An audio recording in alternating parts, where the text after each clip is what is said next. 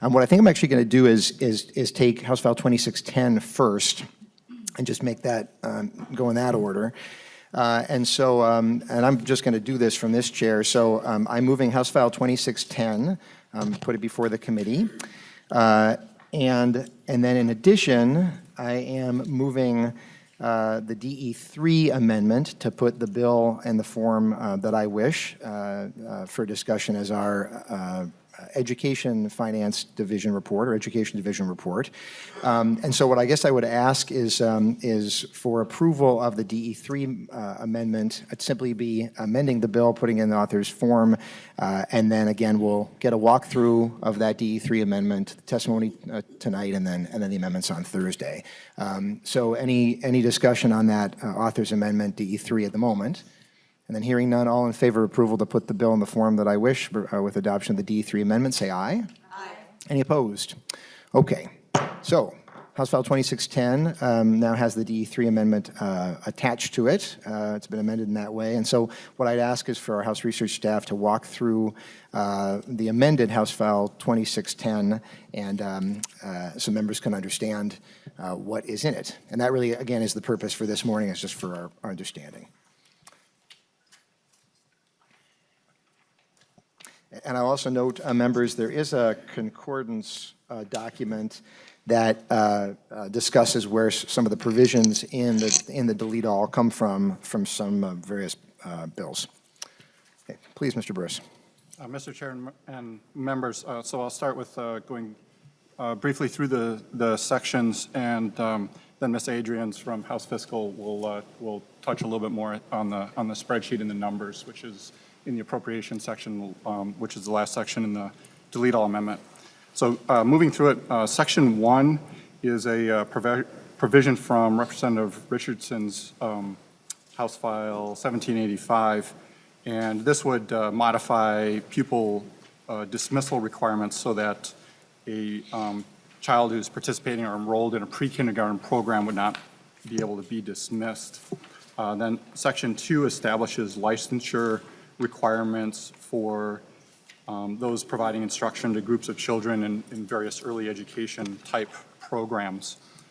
Section 3 is the first of a series of sections that were proposed in legislation in 2018.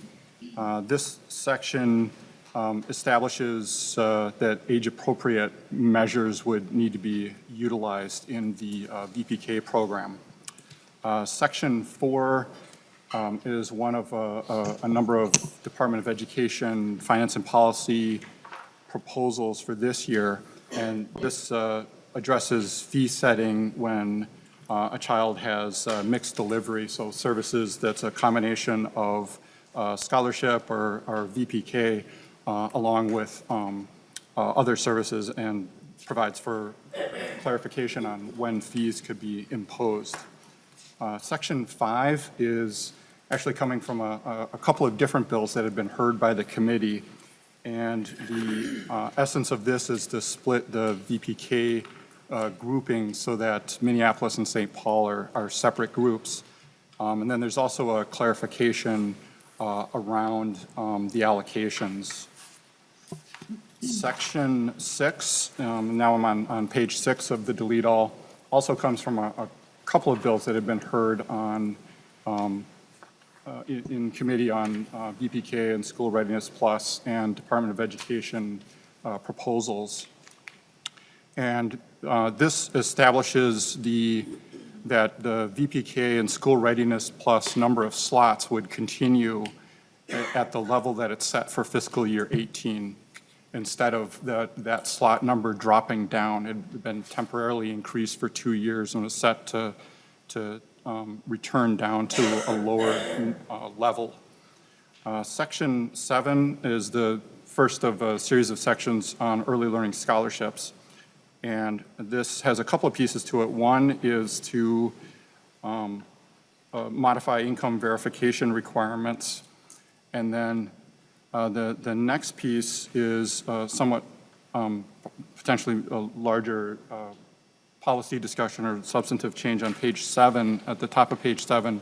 This would modify early learning scholarship eligibility ages to go from birth to 3 for any new scholarship recipients. And in combination with the language at the top of 7, which is paragraph B, and in paragraph C on that same page, the effect would be that if any new recipient of an early learning scholarship would have to be from age birth to 3, but siblings could be a bit older, and anyone who had been receiving a scholarship either currently or in the future would be able to continue to receive one until being eligible for kindergarten.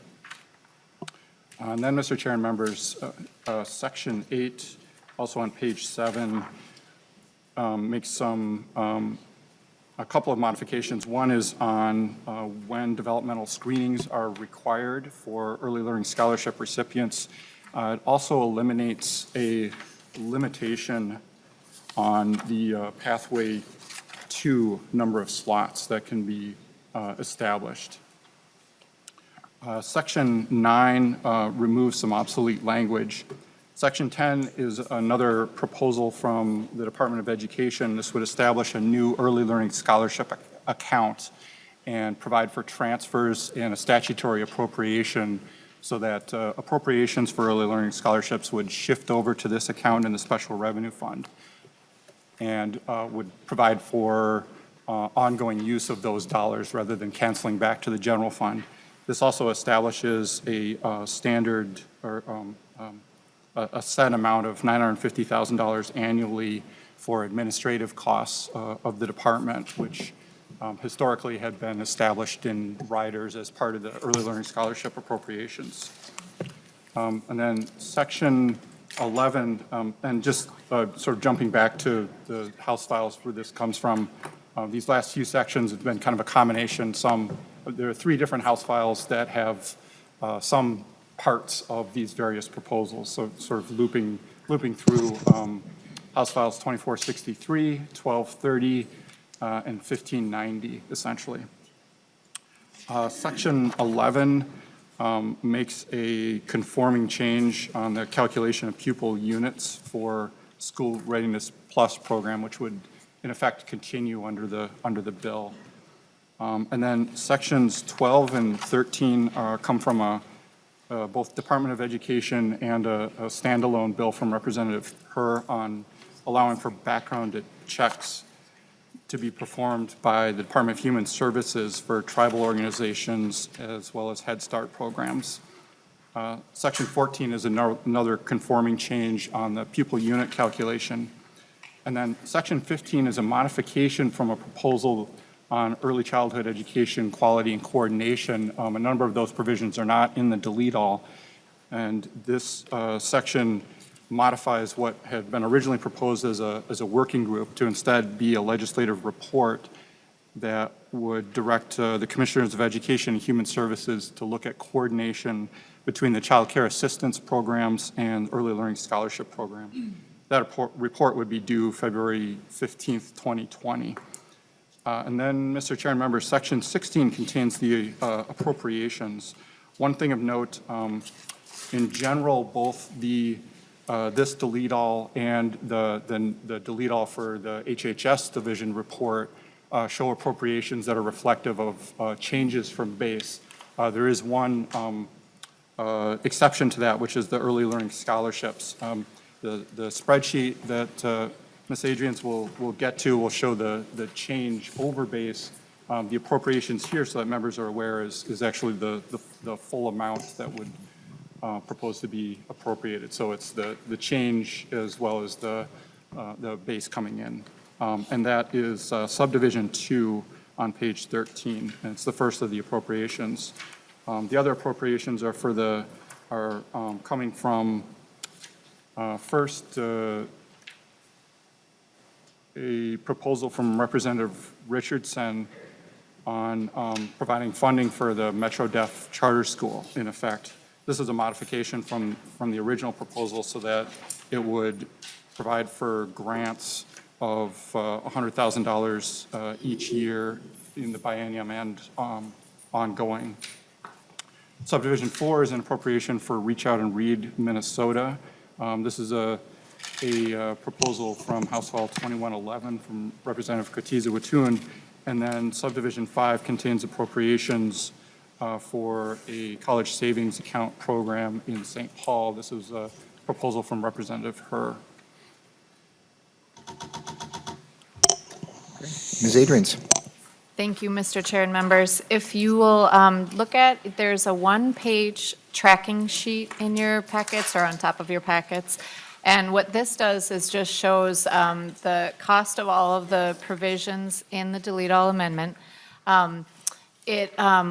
These are all the pieces that will roll up into the Education Finance Committee and end up in that tracking sheet. So I just pulled out just the line items for the changes, as Mr. Burris said.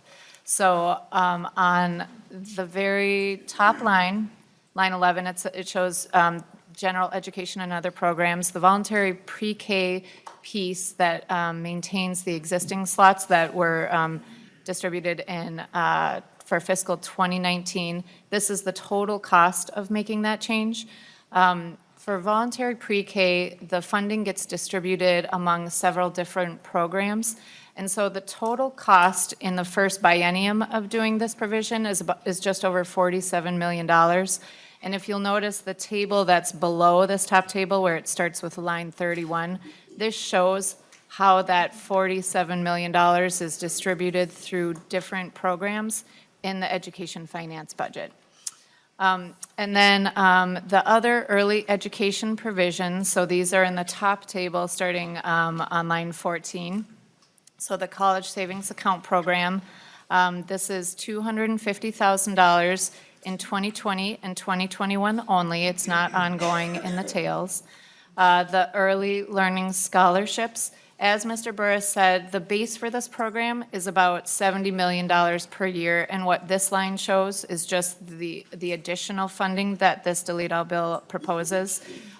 It's $6 million in each year for the current biennium, and then in the tails for fiscal year 22 and 23, it's $2.725 million each year ongoing.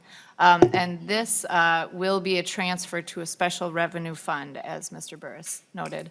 On line 17, the Metro Deaf Charter School receives a grant for $100,000 each year to fund some of the younger ages. On line 18, this is the writer for Reach Out and Read Minnesota.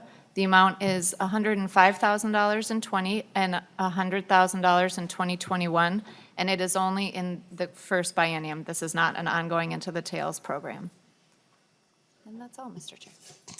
Thank you, Ms. Adrians. And so a reminder to members that we'll have plenty of time to debate and discuss, et cetera, on Thursday. But are there questions for House Research about just about the content of the bill? And so not seeing any for now. So then in that case, I will lay over House File 2610 in anticipation of public testimony tonight on that bill.